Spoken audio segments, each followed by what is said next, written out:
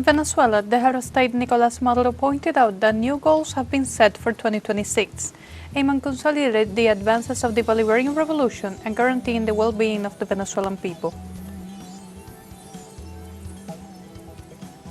In Ecuador, the Regional Foundation for Human Rights Advisory Services denounced the lack of response from the government regarding the disappearance of 4 minors from Las Malvinas neighborhood 1 year ago.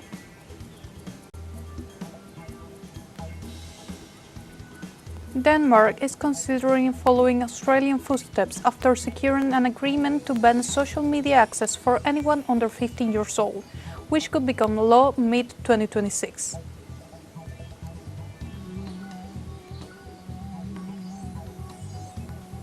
Hello, welcome to From the South. I'm Sophie Fernandez from the teleSUR studios in Havana, Cuba. We begin with the news. Stay with us.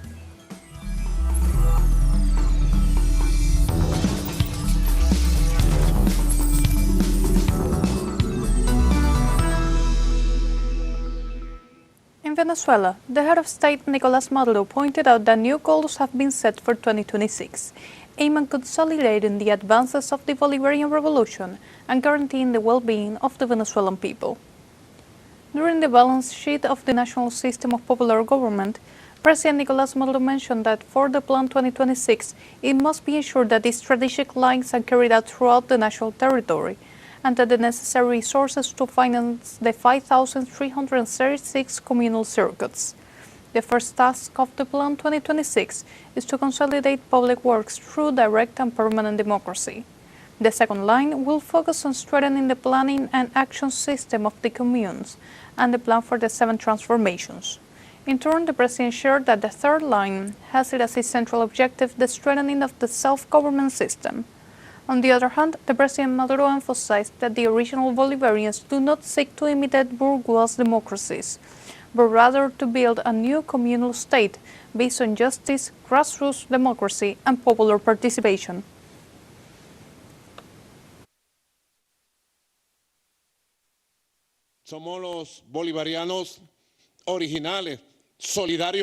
We are the original Bolivarians, who show solidarity in good times and even more solidarity in bad times, with the peoples of Latin America and the Caribbean.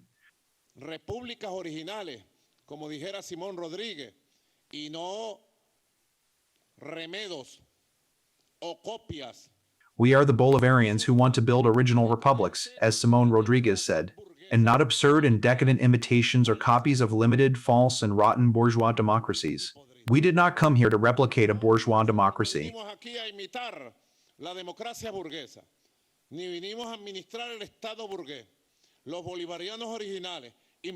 Nor we came to manage a bourgeois state. The original Bolivarians, inspired by Chavez, are building the new communal state, the state of justice, the democratic state, the lawful state, the state with the people, the democracy with the people. The Venezuelan president declared the beginning of a new government phase, which he defines as communal transition to socialism.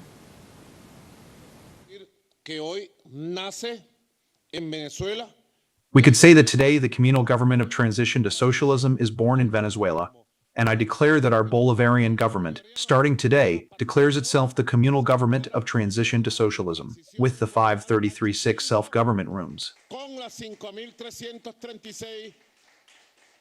Salas de autogobierno con los 5,336 gobiernos territoriales. With the 5,033-6 territorial governments that have neighbors, families, communities, and concrete force that debates, participates, acts, builds, and makes their territories visible for the new society. Y hace de sus territorios visibles para... Moving on to Honduras, the National Emergency System delivers to the Public Prosecutor's Office conclusive evidence, denouncing an intimidation campaign against free voting with the involvement of organized crime. On Monday, the National Emergency System 911 formalized the delivery of a package of certified evidence to the country's prosecutor's office, documenting the intimidation and coercion by criminal groups during the elections on November 30th. The evidence is based on almost 900 calls made by citizens to the emergency hotline before and during Election Day. Among the crimes reported, more than 630 cases of disturbance of the peace at polling stations stand out. In addition, 37 direct complaints were filed for intimidation by criminal groups and 44 for vote buying and selling. The material delivered to the public prosecutor includes audio recordings and documentation of fish call.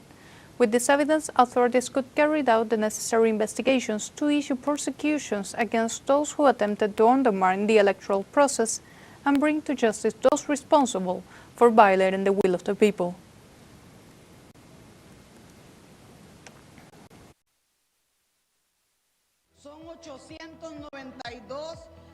There are 892 audio recordings of calls received by the National Emergency System 911, reporting intimidation, coercion by organized crime, vote buying and selling, alteration of the electoral process, kidnapping of electoral material, confiscation of voter identification documents for voting. That did not only threaten people, they were not only at the polling stations, they also went to areas where they knew they were not going to be politically favored and took away people's identity documents so they could not vote. This happened in this process. It was an unprecedented, dirty, fraudulent process, and we cannot remain silent. In other news on Sunday, Dominican Republic President Luis Abinader enacted Law 9725, which reforms the Code of Criminal Procedure. The text was published in the official Gazette and will enter into force nationwide on Wednesday. The law expands conflict resolution mechanisms such as restorative justice, discretionary prosecution, agreements, conciliations, expedite procedures, and conditional suspension of proceedings, applicable to crimes punishable by up to 5 years in prison. Antoliano Peralta, legal advisor to the executive branch, explained that the reform strengthens a significant part of the 28 principles of criminal procedure and consolidates a model consistent with the social and democratic law.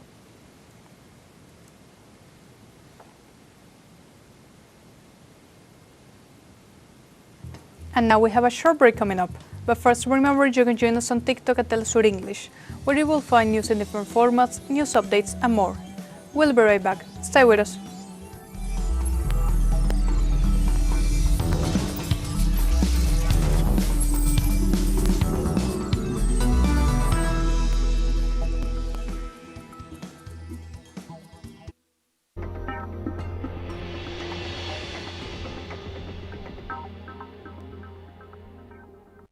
El mundo se mueve constantemente y todos los días se generan nuevos sucesos. Se mueve la geopolítica mundial. Nos preguntamos qué hay detrás de cada acontecimiento, cuáles son las consecuencias y cómo nos afectan. Ante estas preguntas, buscaremos poner el punto en la I.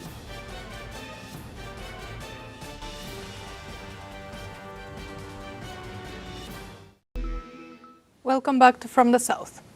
1 year after the disappearance of 4 minors from Las Malvinas neighborhood, the Regional Foundation for Human Rights Advisory Services denounced the lack of response from the Ecuadorian government.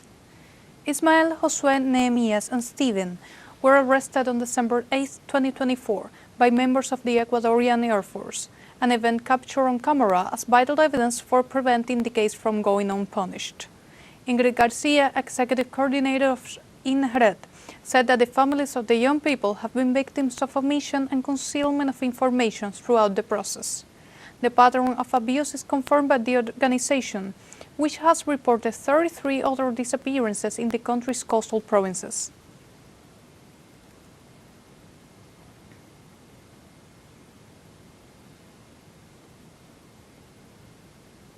Moving on to Argentina. On Monday, the province of Mendoza mobilized in defense of its rights as thousands of people mobilized in the caravan for water against the Mendoza Copper Project. The liberating struggle for water seeks to express popular rejection of the advance of mega mining and revive the memory of December 2019, when Mendoza was the scene of one of the largest demonstrations in its history in defense of Law 7.722.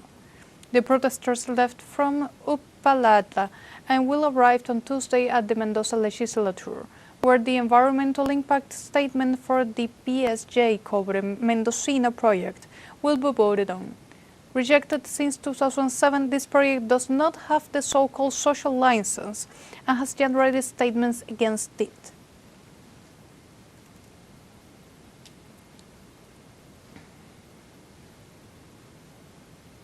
Moving on to Bolivia, the Federation of Neighborhood Councils, FTS, of La Paz, Social Control, and the faction of the city's trade unions marched on Monday against a 40% increase in the price of bread. Jorge Paredes, president of one of the FTS in La Paz, said that the march goes beyond the increase in the price of bread, electricity, and water, as there are thousands of families struggling between poverty and misery. Rodrigo Paz's government removed the flour subsidy that benefited producers belonging to the National Confederation of Bakers of Bolivia. For their part, neighborhood associations and other social sectors in La Paz and El Alto reported that their electricity and water bills had increased by up to 150% in recent months.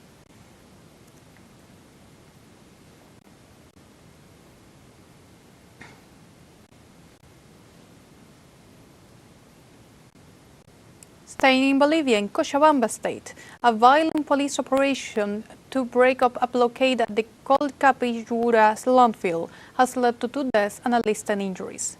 The confrontation occurred on Monday when police agents attempted to repress a protest held for 12 days by local communities. Protesters claim the landfill is a serious source of infection and demand authorities define its territorial borders. Witnesses say police used tear gas to disperse the residents' blockade. However, health authorities stated the deaths resulted from gunshot wounds. While dialogue stalls, the city's streets filled with rubbish exacerbated the health crisis and concern among residents. Social organizations demand justice and a definitive solution to the environmental conflict.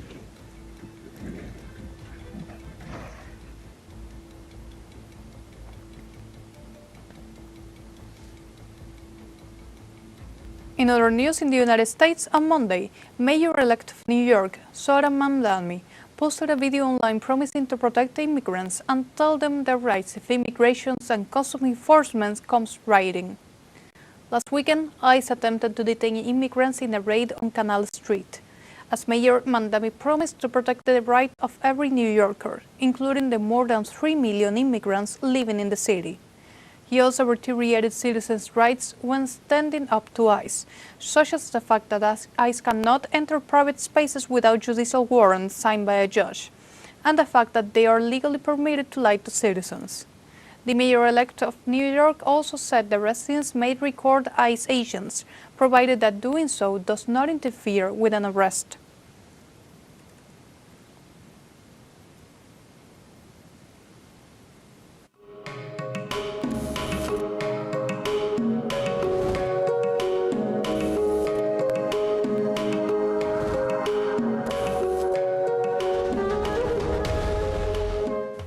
In New Delhi, the capital of India, debates began for the 20th session of the Intergovernmental Committee for the Safeguarding of the Intangible Cultural Heritage of UNESCO.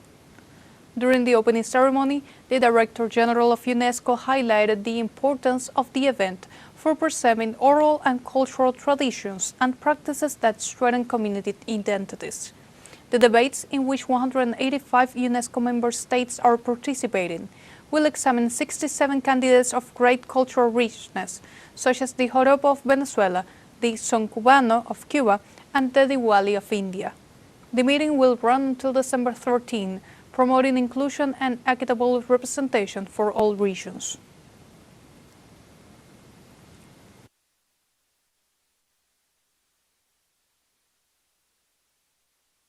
Meanwhile, in China, the 4th Youth Design Awards were held, boosting the country's artistic and cultural growth. University students and designers under the age of 35 presented their innovative projects and the plans to the competition. The edition aims to promote the cultural heritage and renewal of the country's public, urban, and rural spaces. In addition to the competition, the event included parallel activities such as various exhibitions, in which each young participant contributed their unique vision in the search for innovative and creative solutions. The competition highlights the potential of the nation's emerging talent in the development of China's strategic and cultural industries.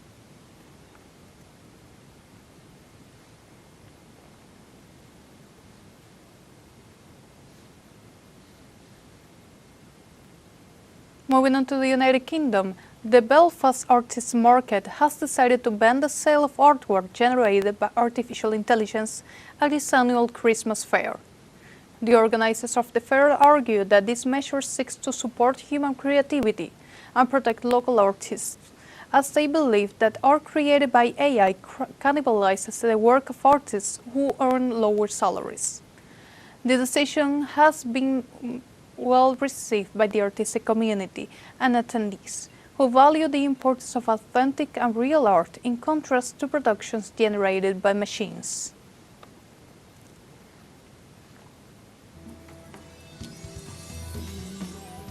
We have a second short break coming up. Before, we invite you to visit our Facebook page at teleSUR English. There, you'll be able to watch our top stories, special live coverage, and much more. Follow our page and activate the notification button to stay up to date on the world's most recent events. Final short break, but we'll be right back with more from the South. Don't go away.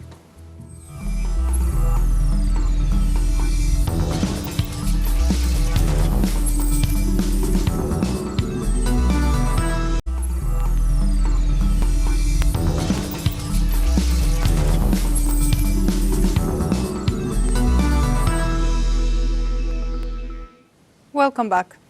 Denmark is considering following Australia's footsteps after securing an agreement to ban social media access for anyone under 15 years old. Starting Wednesday, December 10th, Australia will enforce a world-first social media ban for children under 16. While in the Danish Plains, it could become a law by mid-2026, but some school students and experts are worried. The country's government is planning to ban social media for anyone under 15, increasing pressure on tech platforms as concerns grow about children's accessing harmful content and commercial interests. The proposals would give some parents the right to let their children access social media from age 13. Such a measure would be among the most sweeping steps yet by a European Union government to limit the use of social media among teens and younger children.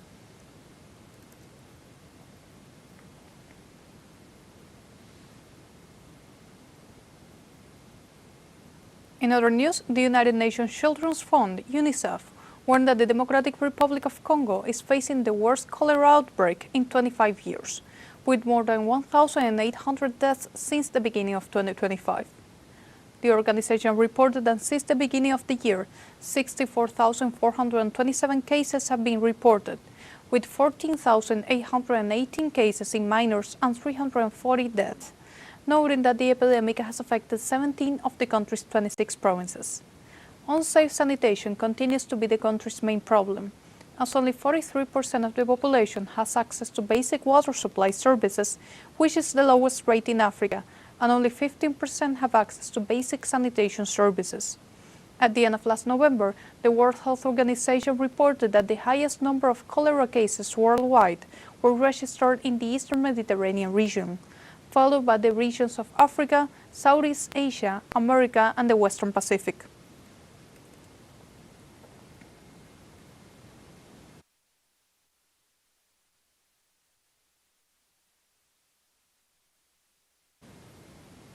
At least 4 civilians died and 9 were injured in Cambodia Monday during the armed conflict with Thailand.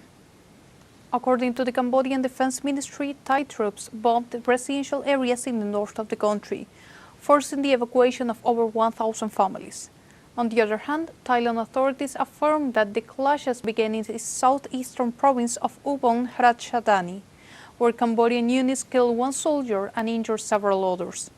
On its part, the Thai Air Force reportedly attacked targets in the Chong Ang Ma Pass, claiming they were military support centers used by Cambodia to attack Thai positions. The two nations have been involved in a century-old border dispute, which escalated last July 24th. After a brief ceasefire in October, Thailand suspended the truce after 2 of its soldiers were injured by a landmine explosion near the border.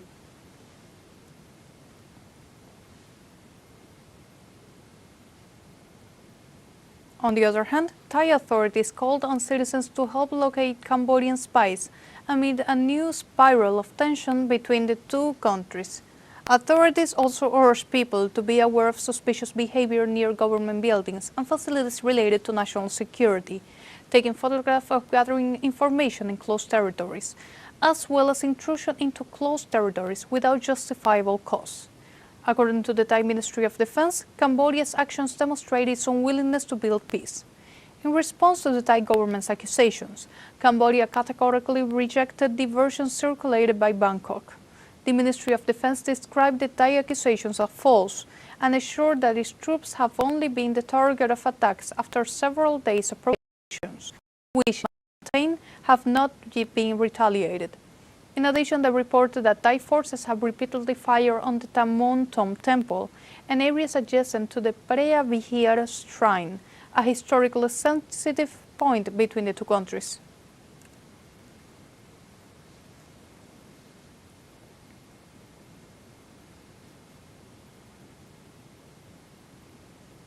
Meanwhile, the government of India is closely monitoring relations between Thailand and Cambodia and urges both sides to return to the path of dialogue and peace. Indian Foreign Ministry spokesman Randir Jaiswal said that his country's government hopes that both sides will act with restraint and put an end to the fighting in order to return to the path of dialogue and peace. It should be noted that the Jaiswal's statements come after the escalation of hostilities in the border areas between Thailand and Cambodia over the weekend, when the parties exchanged accusations of violating the ceasefire.